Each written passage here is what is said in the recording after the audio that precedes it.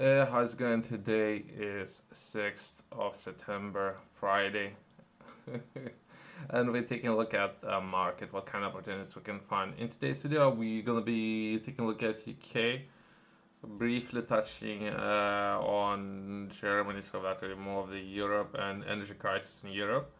We're gonna be taking a look at China, Africa, right? I'll try to cover everything. Not necessarily that we're gonna have time for everything, since there's a Turkey and India. Both Turkey and India are developing infrastructure and trade. UK is making some, not enough. UK is not doing enough. I don't know if you do understand. UK should understand what other governments are doing. Perhaps very small steps that UK is taking. We can touch on perhaps some of the students, that will be perhaps 12 or so, perhaps 20 apprenticeships for Argentina, perhaps 12 for Costa Rica. I think there was some apprenticeships, but that's not enough. That's 6 people or so. They need to do way more. UK compared, if you're looking to match what and how much Turkey is doing, how much India is doing, right? But either way, we can touch on that perhaps tomorrow, right, or Sunday. But either way, so let's take a look at UK and what UK is doing, right? First article, that would be something that we were taking a look at yesterday. That would be monopoly, and Google recognizes monopoly. So it finally happened, right? Since it's a recession, right? And Google potentially is losing a lot of control. Recession, quote unquote, had to be 12 Congress members losing their jobs, right? Since there isn't enough funding coming from Google, and that would lead to today's video. Semi object to Google's ad tech practice in a bid to help UK advertisers to and or publishers. So Google is losing control. Other large language models coming into effect. So we're just balancing act, right? So one is losing, another company is gaining, and UK again is just watching. We're not developing their own project. This is what UK should be doing, but either way. The CMI provisionally finds Google has abused its dominant position throughout operations in both its publisher and all ad services and all buying tools to restrict competitors in the UK. I have said that 12 months ago. We were taking a look at the speech that I believe that it was someone from CMI giving that speech, right? So again, we just watching, right? UK would need to take a look at this sector and develop their own projects, right? So it's not necessary to blame and or do anything other than take action in developing for UK to develop their own projects, right? So that's pretty much everything what we can cover within this article. I don't even want to mention this company's name more. We're just bringing more attention for whatever reason, right? And other reactions in UK comes alongside US and EU agencies which are also investigating similar concerns, right? So it's been an ongoing thing. Hopefully EU would do something, right? And from there, we're gonna be taking a look at how EU would manage its own projects, if that makes sense. UK would build their own, and they would manage their own projects.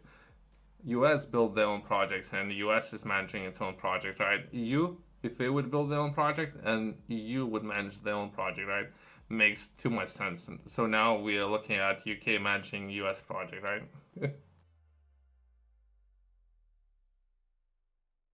Most important thing that we're going to be taking a look at in today's video, that would be data and how many or businesses should be taking a look at this particular subject, right?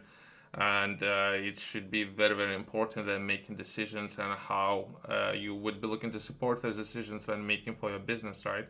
That would be government's data quality community, something that UK is looking to build, which is very, very, very important area, right? I don't know all the details. As of yet, I haven't read it, right. There was an email, which is great. There is a way to reach out to the team, which I have reached out to you to express my interest to take part. That will be Government's Data Quality Hub, right?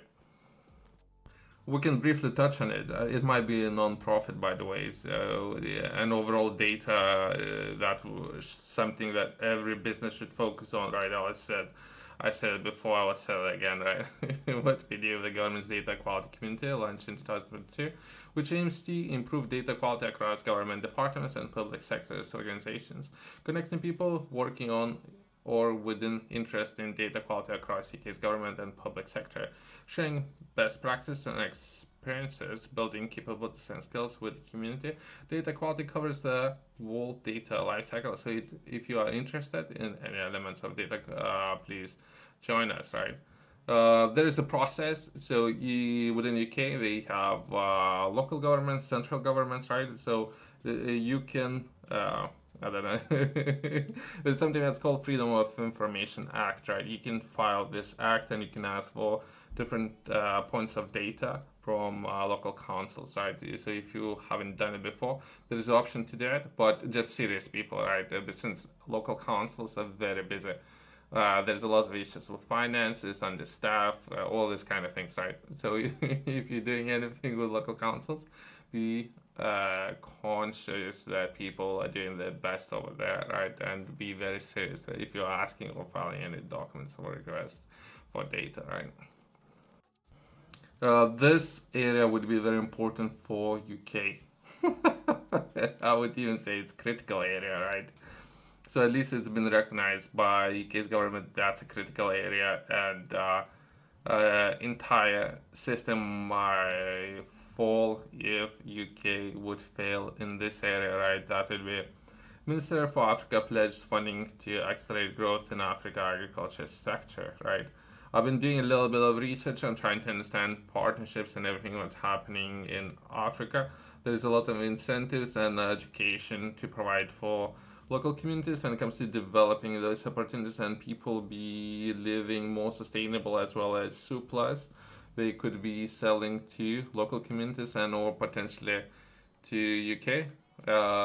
We can take a look at as an example where a lot of farmers or agriculture specialists would purchase a lot of it would be chicken, all those kind of things, right, from Europe, and later they might be considering selling it back to Europe, right? So that would be an option of developing this businesses and financial opportunities since UK, if we are just taking a look at poultry or chicken or chicken meat.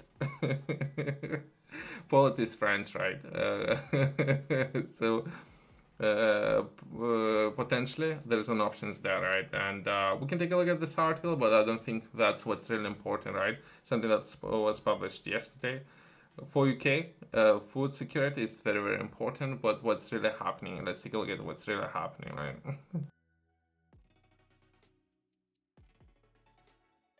There was a summit, I think it was a summit yesterday or perhaps just before then, right? That will be China offers Africa 51 billion in fresh funding, promises a million of jobs, right? Entire contract and all finances would come in different forms, including loans, grants, as well as training, perhaps. Since there was something I was taking a look at, that would be 700 of soldiers and 7,000 and 1,000 of police officers. So that would be potentially protecting assets with or investment, right?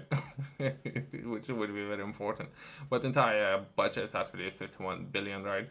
And while China is making those investments, UK is taking a look at the agriculture sector, and I believe we just covered that. I think it was about 25 million or so, right?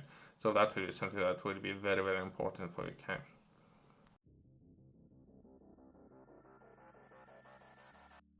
And last area that we're gonna be taking a look at that will be energy security, and we will take a look at some of those manufacturing giants and what's happening in Germany when it comes to energy security, as well as some of the stress levels, right, on energy and prices and security, increase of cost of doing business, all this kind of thing. So I thought that might be for my own interest, I guess. We can take a look at Germany and some of those partnerships when it comes to turbines, right? Something that already happened, but I didn't have time to take a look at that would be potentially, if it happened, and it's not necessarily that is currently happening within Baltic Sea, that would be Nord Stream 1, Nord Stream 2.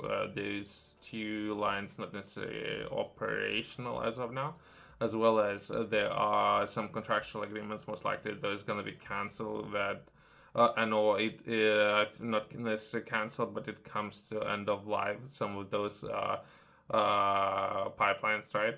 So what we're left with, most likely we're taking a look at south of Europe, and perhaps there might be some options there when it comes to sending gas to some of the regions, right? But either way, while taking a look at this area, we can take a look at how big of the challenge it was engineering. I'm just interested in engineering, not necessarily in politics, all these kind of details, right? Since more than likely Russia will develop opportunities in Asia, right? So if Europe is not purchasing those natural resources, most likely other opportunities going to be developed somewhere else, right? But either way, so let's take a look at the engineering challenge that was overcome, and it might be a joint venture. I believe it was Siemens who have built it, or that would be a German company, but perhaps the Russia can build very similar turbines themselves. But either way, so that would be just a picture of the turbine and how much time and challenge of engineering challenge it was.